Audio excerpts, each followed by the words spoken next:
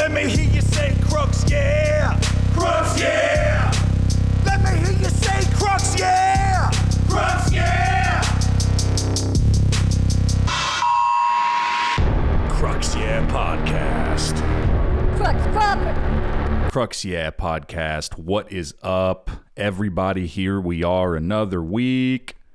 The last week of September. And it's about to be my favorite month of the year. It's about to be October 2021, man. Yeah, so update from me. I finally got the fucking door put on my office, and it is a glorious door. I'm staring at it right now. Yeah, it's a cool door, man.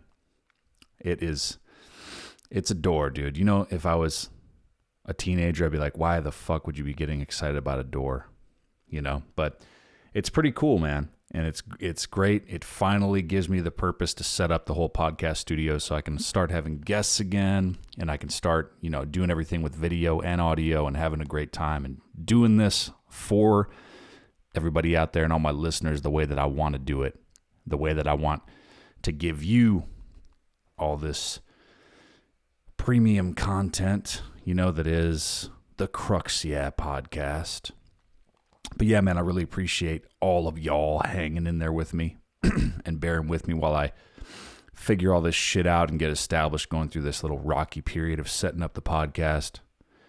Yeah, man, this weekend went and got some Halloween decorations for the house. First Halloween out here in Texas, so pretty excited because the yard that we have, there's trees in the front yard, and it's perfect for setting up all the decorations, man. And we're big into decorating, especially for Halloween. We're going to decorate for Christmas too, but Halloween is definitely the big cool thing for us. So we bought some decorations. We had some stuff left over from the move, a couple small things, but then we got a bunch of big stuff. It's pretty cool. I replaced all the floodlights outside that are, you know, just the normal floodlight color, and I bought orange floodlights, so they illuminate the front, get it all orange, and then I have the other you know, decorations that we're gonna put up too. But yeah, man, that was a cool thing this weekend. It's starting to cool down over here in Texas. Starting to cool down, boy. Yeah, man, it's starting to be a little bit more temperate. The fall is starting to trickle in. That's another thing I'm excited about, is that there's more of a fall here, so I'm told, you know, than in Southern California. You know, there's going to be, you know, the leaves are going to start turning soon, I'm told, and I can already tell it's cooled down. A couple guys that I know from work told me that fall is their favorite time of year here, and that I'm really going to enjoy it. So it's exciting, man. I'm excited for September to turn into October and to, you know, do this. Fuck. I forgot to start timing this shit. Damn it. I'll just start from there. Yeah. But anyway, so, yeah, it's pretty cool. Getting set up for that shit. It's a lot of fun. Going to be expecting another little one here coming, so I don't know how much Halloween stuff the wife is going to be up for, but we're definitely going to go to some kind of little pumpkin maze or something. We can take our little one that's already out and about, you know, that just turned 1, take him to something fun. Can't do anything too scary, obviously, because we're carting that little guy around, and plus I don't know how crazy stuff my wife's going to be up to, you know, up to doing, you know, this Halloween this year, because you know, she's going to be expecting soon. So, you know, I don't know how much of that she's going to want to do. But either way, yeah, it's going to be fun. It's going to be cool. It's going to be a new experience. The first fall over here in a different part of the country that has more of a fall. And then, yeah, got the Halloween song done. We Are the Flesh, ready to go. That release is going to be October 15th. 2021. It's going to be out and ready. Got all that squared away, so that's really cool. That's going to come out just in time for Halloween, so everybody can play that shit. I don't know. It's kind of poppy. It's kind of a poppy song, but we wanted to do that because the guy that he hasn't done it stuff for us in a while, but the guy who's produced a lot of music for We Are the Flesh, or not produced, but we've basically produced, but he's mixed and mastered a lot of our tracks. His suggestion was actually that we do a Halloween song, like a general Halloween song, kind of like All I Want for Christmas Is You, Mariah Carey Christmas kind of thing, where it's generated directly. It's like a direct Halloween song. It's about Halloween, the holiday. So we were like, cool. He's like, I think it'd be perfect for your sound. You guys should seriously consider doing that. So we did it this year, and we'll probably do a Halloween song every year, man, because we really like doing it, and we're big into Halloween, and it's an easy release to time out, So, yeah, we'll probably be doing it, It's called Halloween 2021 because we're like, hey, if we do other Halloween songs, then we can just name it the year that we put out the new song every year. So, yeah, it's pretty cool. Got that going. I like it. Like I said, it's a little on the poppy side, but, fuck it. I don't care. We both like it. So if you don't like it, fuck you. And, listen to it. Either way, give us the stream revenue. Even if you hate it or you like it, we'll still get paid. So just help us out. Even if you hate it, just turn it down. No, but yeah, that's cool. So that's going to be coming out. And then another thing that happened this week that is very cool, too, for on the We Are the Flesh side of things is we got This Hell is the second song to hit 1 million streams on Spotify, right? So that's our second million on Spotify, not to mention, Apple, Amazon, all the other streaming services, everybody that buys music. I didn't even know people still bought music, but hey, dude, I get the reports every week. And people are still buying a handful of our tracks every week. They're paying $1 a song. I don't know who these people are, but they are doing it. Somebody's hitting that pay button on iTunes and buying the tracks still, man. And we appreciate it. We love it. I don't know who you are, but whoever you are, thank you. Yeah. So Spotify as one platform, which is kind of the platform, at least right now and for the past several years. And I imagine for at least the next several years to come, it is, Spotify is basically the industry standard for music, for numbers. Everybody out there pretty much, huge artists, huge labels, if they want to gauge how big or small an artist is, they look at the Spotify numbers. Obviously, social media is a part of it, and other streaming services are a part of it, but at the end of the day, if you are anybody significant, you're going to have some kind of significant numbers on Spotify. And I think everybody in the industry, in the music side of things, pretty much agrees on that, So it's cool. And, it's just really interesting because I talk about this quite a bit, and I'm going to keep talking about it, but, I feel like the social media thing is really easy to fake. It's a little harder to fake numbers on Spotify because you'd have to pay people. The way that works, if you don't know, is you'd have to pay certain playlist curators to get a song on a Spotify playlist that has a bunch of listeners. Now, this is the thing I don't understand. I don't know how they're doing this. I don't know if it's like fake servers or botted computers or what it is, but you used to be able to catch the red flag of something being like a fake not a fake playlist, but playlist that wasn't sincere. It wasn't actual fans streaming the music and the songs. It's just like people in other countries doing it. So a red flag would be if you see an artist, especially if they're like from the United States or they're from the UK, they're from some kind of Western country, and their top city is like in India or China or Russia, like someone with no affiliation, and they got no fans barely anywhere else, but then all of a sudden they're like, getting 10,000 plays a day in Moscow. That's like a red flag. You know what I mean? That's a red flag that you're just paying somebody to play a bunch of botted, devices or get a bunch of botted plays, so you can get numbers up. But it doesn't mean anything because they're not actually fans that are playing the song, and you're paying money for it. So the money that you're earning for it in terms of streaming royalties you're earning less than you're paying out most of the time. So it's not even worth it. And it doesn't get you anywhere because it doesn't expose you to anybody real that might actually like your music. So a lot of people, what they'll do is they'll look at our social media numbers, because we just, we post stuff we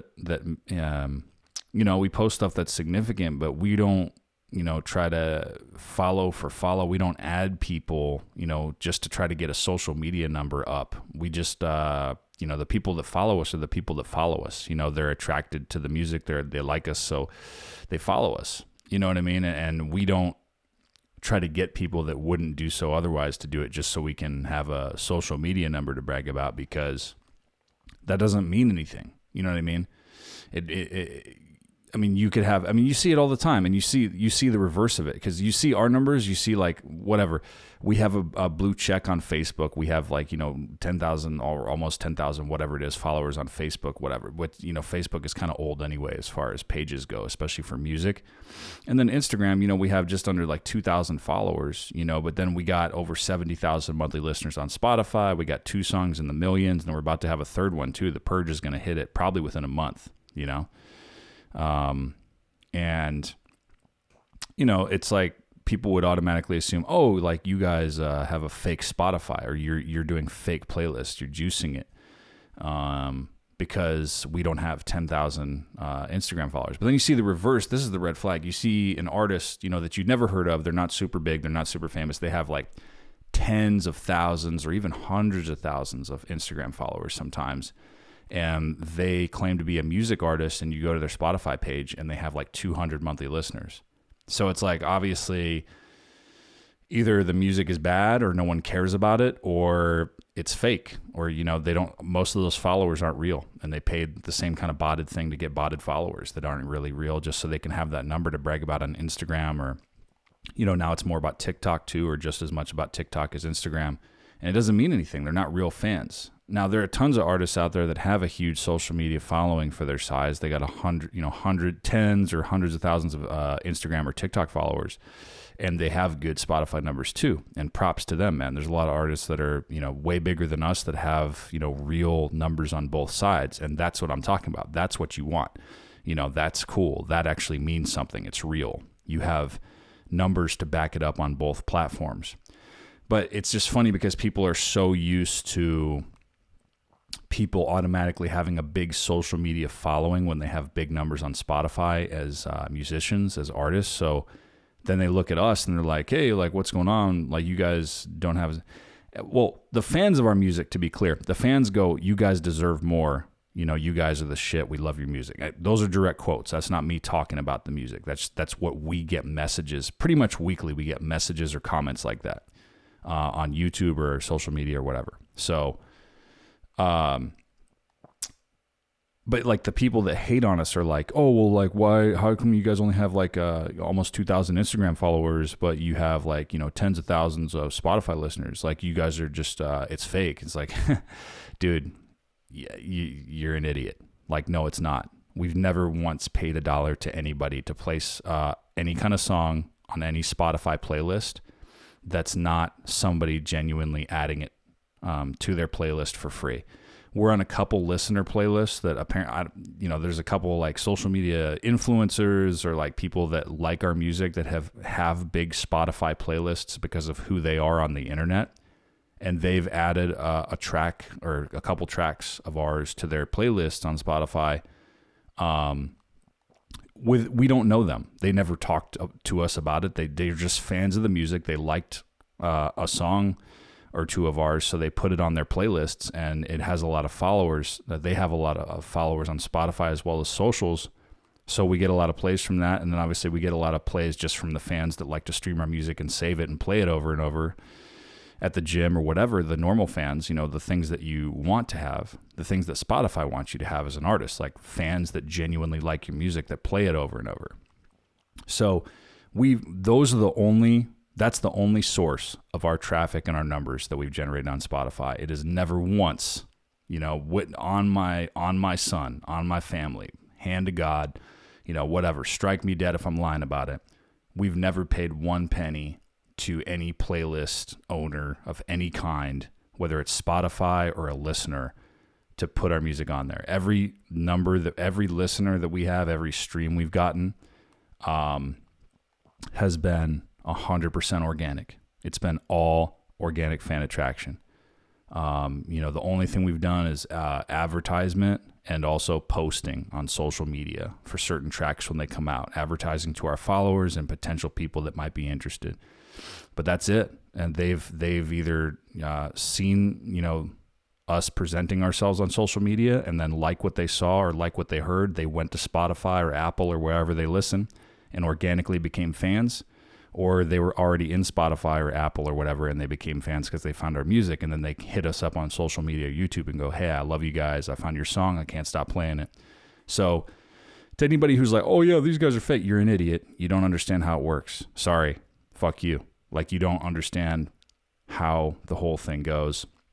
And I get it. At the same time, I don't blame someone who comes at us like that, because it's so common that people are full of shit. It's so common that the numbers are fraudulent. It's so common that people don't actually have a following, and they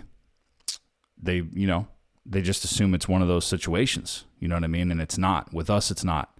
Because what we sought out to do is we're like, hey, we're going to make music that we think is cool and we would want to listen to, and let's see how many people like it. If it's 0 people besides us, well, hey, at least we made cool songs that we like, that we can listen to, and if other people like it, then so be it. And right now it's showing to be, the evidence is that a lot of people like it. These are not people we know. These are not our family. These are not our friends. We actually try to keep the project a secret from as many family members and friends as possible. We don't talk about it. We don't advertise it. We don't promote it. We don't tell them to follow us. We don't tell them to play our music.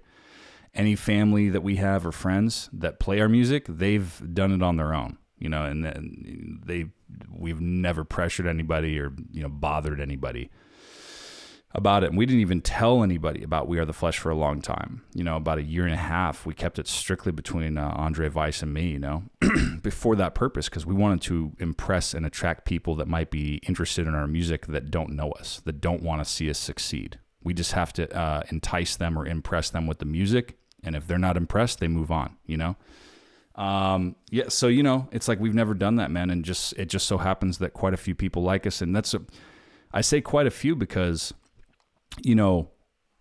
look, and once again, this isn't about, hey, look at me, I'm so cool. This is just people are finding it without, and we're not getting any assistance, man. Spotify's never put us on any of their editorial playlists. We've never been part of anything, that's directly endorsed by Spotify. We've never had any of that shit, man. I gotta stop fucking clicking. Sorry if that's annoying with my voice. I fucking hate that, and I keep doing it. The fucking clicking shit. Anyway, fuck, I just did it again. God damn it. I gotta stop that shit. If I was listening to somebody doing a podcast and I heard that, it would annoy the fuck out of me. So sorry if that's happening. I'll try with all my life to stop. But anyway, man, it's to get off this fucking rant, because I've been going on this way too long, and then I'll shut the fuck up about it. We've never had any help from anybody besides ourselves, We had a small record deal that went south. We spent a year, I'll talk about this more. I haven't really talked about it for a lot of different reasons up till now, but we had a small record deal 1.5 years into the project. That went south. We were in almost a year-long lawsuit. I don't want to say court battle, because it wasn't that much money. It wasn't a big deal. It was just a few grand. But either way, we spent better part of a year in a legal disagreement over it. We finally won, and we got the money that we were owed. And, we came away with everything, and we ended up not getting screwed, even though, they tried their best to screw us, but other than that, and they didn't even really give us any press or help. We just ended up getting the money that we were owed, and we distributed it, on our own once we got it, through the court system. But they never really helped us. So, no one's really put us on or helped us out or anything, which is fine. I'm not sitting here complaining no one helped us. No one does anything for us. No one cares. I'm just saying everything we've gotten has been 100% organic, and it's been all attraction. You know what I mean? There have been some small advertisements that we've done, but just like any company, I mean, that's legit. You know, you run a commercial to try to get people to buy your product. Like, that's not cheating. That's normal. You know what I mean? That's commerce. You know, that's business. So, and the return on investment with that has been great, you know? So anyway, you know, fucking shit. I just did it again. God damn it. I hope I'm the only one that cares about that, because that shit's annoying. But yeah, enough of that. My whole point here in going on about this for fucking 10 minutes is thank you. Thank you so much to anybody who listens to We Are the Flesh. If you're not familiar, check it out. It might be for you. It might not. And if you hate the shit, that's fine. Who cares? You know what I mean? I don't, you know. If you like it, that's awesome. I'm super grateful to have you as a fan, you know. And yeah, man, I'm just really proud of it is my point here. That's my point of doing this long, drawn-out bitch session, is I'm really proud of it. 2 tracks in the million that hit the million mark and are over 1 million now on Spotify. And then we're about to have the 3rd hit 1 million. The Purge is going to hit 1 million, like I said, within the month or so. Just mathematically, it's got to happen. So that's cool, man. And we're over 70,000 monthly listeners. That's amazing. You know, that's amazing. I love it. And if you're a part of that audience, I thank you so much from the bottom of my heart. I seriously do. Thank you so much. It means the world to us. We love you. Now, comedy shit, moving on. I've been bombing all week. Bombing all week because the fucking 5-minute set, 6-minute set, whatever that I, did in Baltimore, that I told you I made it to the Final Four with the comedy competition. Listen to the previous episode if you haven't yet, because I talk about that in there. That was a lot of fun. That was a cool experience. That 5-minute set, I proved that it's funny. People like it. I got it on tape. I got a nice tape of it. All I could ask for was to make it to the Final Four because I'm not from Baltimore. And a lot of that stuff was by applause. And either way, I don't feel like I deserve to win a second or a first place spot anyway. I've only been doing comedy for 3 months. I'm a tiny little infant. I'm a white belt. You know what I mean? I'm a complete amateur. So for me to get that far is just amazing. And for me to get props from other stand-up comics that have been doing comedy for a lot longer than me that were in that competition to tell me that I had some good jokes, that I had a good set, and I got a good tape of it, and I got recognized by the judges. That's all I could ask for.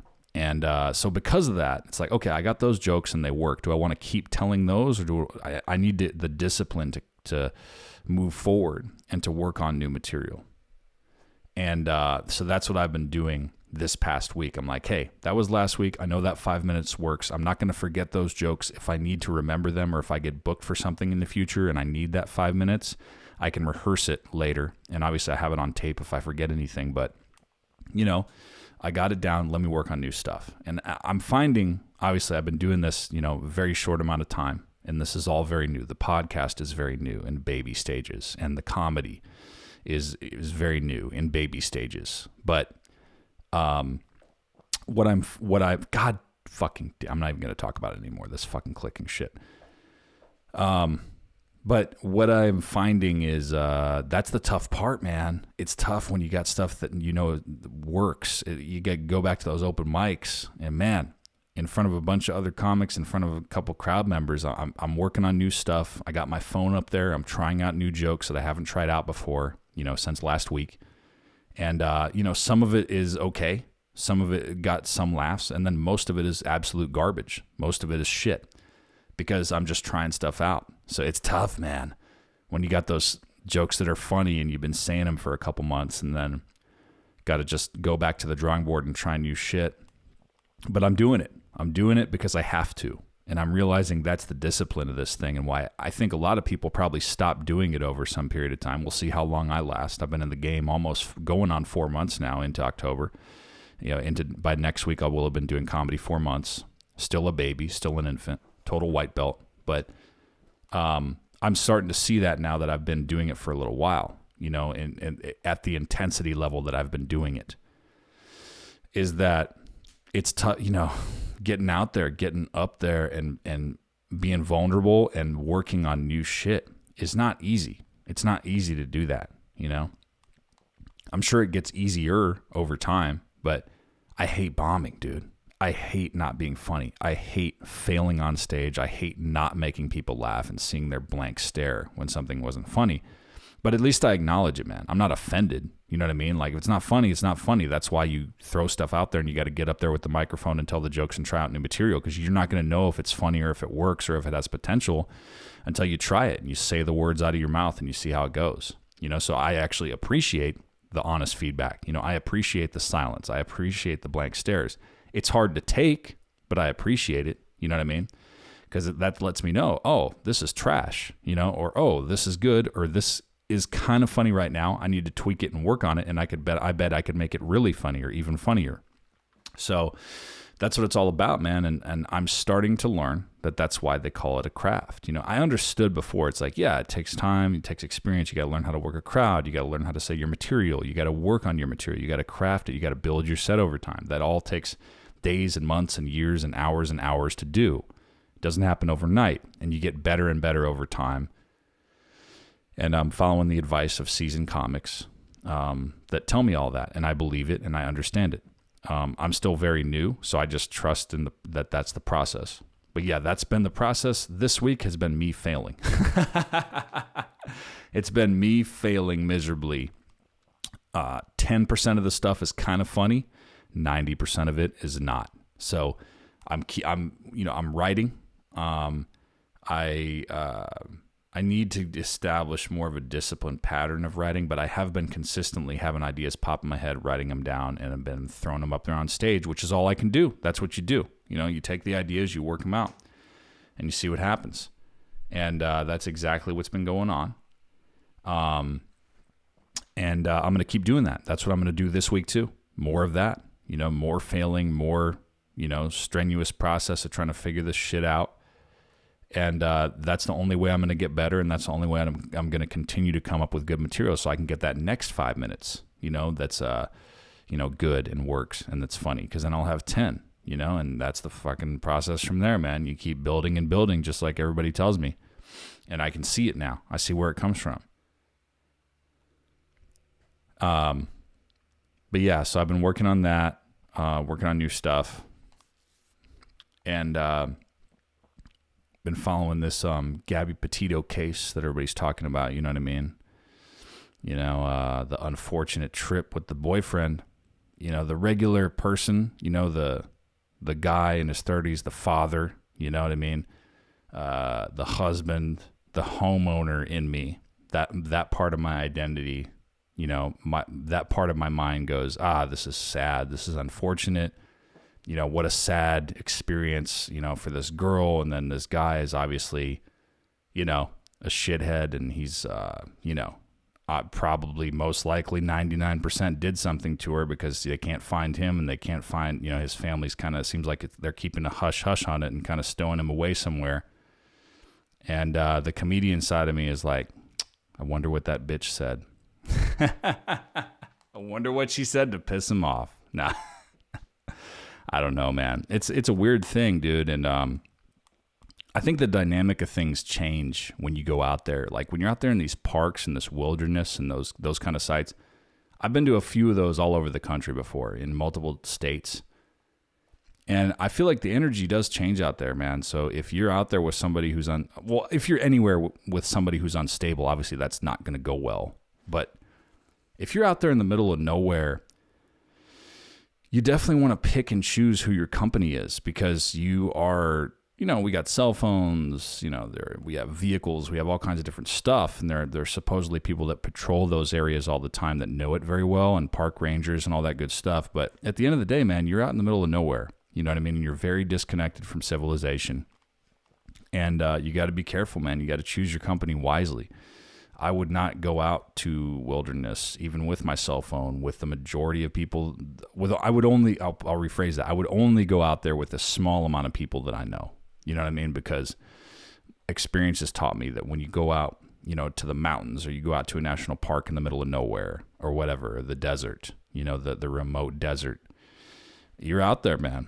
You know what I mean? You want to be with people that you trust, and you want to be with people that are, you know, that are going to not be insane And it sounds like that dude, you know, had a little bit of insane in him, or has a little bit of insane in him, you know? So, yeah, unfortunate thing. We'll see how that develops, man. We'll see if he's like, you know, if they find out he's somewhere out of the country or, you know, whatever. Laundry. Yeah, man. It's a funny last name, Laundry. But yeah, man, that's a crazy thing, you know, that's going on right now. And, you know, and then they always talk about like, well, what about, you know, of course a white girl goes missing and everybody freaks out. And, you know, what about all these minority, you know, people? What about all these people of color that have gone missing? And look at all these cases, which is true. It's true. You know, there's probably some biased coverage, but I think the biggest thing there that a lot of people are talking about is this girl was pretty present on social media. I didn't know who the hell she was before this whole thing happened, you know, but, you know, she had a following of some kind, apparently, you know what I mean? So, she, you know, people are going to cover it if someone knows who she is, kind of thing. I feel like all these people that go missing or things happen to, unfortunately, you know, I think all of them should be covered as much as possible and get as much press as possible because, you know, I love true crime and I've watched every episode of Forensic Files and I love watching all kinds of different YouTube channels that, you know, talk about cold cases that are decades old that get solved, you know, because of all the new developments with like, you know, genetic mapping and all kinds of different forensic techniques, and they find the killers after decades. But I feel like the press is the main thing that brings those cases to light, because a lot of times they go cold for years and years, and then they throw it up. You know, they get some press, so they do a show about it, and then they have it solved like within a year of the show airing. So press and media coverage always help. You know what I mean? I think almost every unsolvable case was solved because the press got brought to it. The List murders, you know, that dude, fucking. John List. I think that's his first name, isn't it? John. Let me look. I think it's John. I always think that's funny because Joe List, the comic, is Joe List, and then there's John List. I wonder if there's any relation. I'm sure he gets asked that all the time. It's probably fucking annoying. Yeah, John List. That's right. John List. This dude murdered his whole family, including his mother, who lived upstairs in his house in one night. He killed them all and left. And they couldn't find this guy for years. Now, granted, this was a long time ago, you know, so it was before there was internet. It was before everybody had a cell phone. It was before social media. But still, they couldn't find this guy for decades. And the way they found him is they aired an America's Most Wanted episode about it. And they found him pretty quickly, you know, because someone recognized him. And if they'd never done that, there would never have been, or it would have taken them a lot longer if they ever caught him. You know, so, you know, media is good. Every case possible should be covered, regardless of what color you are, you know, whatever, whoever you are, man. If you go missing, someone out there cared about you, man. Someone had a family, someone had a relative, someone had a friend, you know, someone had a coworker that liked them, that cared about them. They were a person, man. You know what I mean? So everybody should try to get everybody should get coverage. Does everybody get coverage? No. What's the reason for that? I think it's complicated. I think there are a lot of different reasons for that. And how, unfortunately, man, in the society we live in, how famous you are or how exposed you were to the general public and how many people, quote unquote, liked you, especially in this day and age on social media and the internet, obviously that's going to have an impact on how much press coverage you get. Do I agree with that? No. Do I think that's kind of fucked up and unfair? Of course I do. But I can't deny that that's not the case, because I don't think anyone can. That is the case. You know, the more exposed to people and the more, you know, well-liked, quote unquote, you know, for lack of a better term, you are by people, the more exposure you're going to get. You know, and I think that was the case here with the Gabby Petito thing, is she had some of that presence. You know what I mean? But yeah. You know, I don't know, man. I'm getting too fucking serious now, especially for a comedy podcast, dude. I've bitched about fucking music and streaming, and I talked about how I was bombing this week, and then I'm talking about this fucking case that everybody already knows about because it's all over the media right now, and I'm regurgitating things that people know about. So I don't know, dude. Anyway, these solo podcasts have got to stop. No, I'm just kidding. I don't mind talking to all of y'all, and I appreciate you tuning in for them too. It's cool talking with you. Well, it's cool talking to myself like an insane person, and then I see in the numbers that all of you are listening to me. So that's cool. At least we're together when you listen. But yeah, man, it's cool. This week, 99% sure that I should have a guest for next week's episode, and then hopefully all of them following that. You know, back to video, back to guests. Over time, I'm going to soup up and vamp up the podcast studio here. Got a couple cameras that I'm going to get in the near future and stuff, so it's not just single cam. That's the long-term plan. And I got my doors so I can shut myself off from the rest of the house. So that's cool.